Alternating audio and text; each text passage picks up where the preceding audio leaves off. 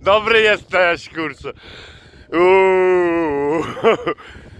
No, a już się martwiłem, że gdzieś poszedł się jebać.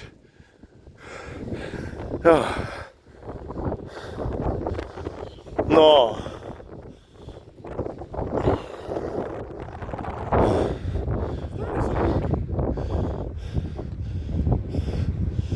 No, ale wiesz, dam go na dzień do ryżu. Nie wyciągnie wilgoć. I ten.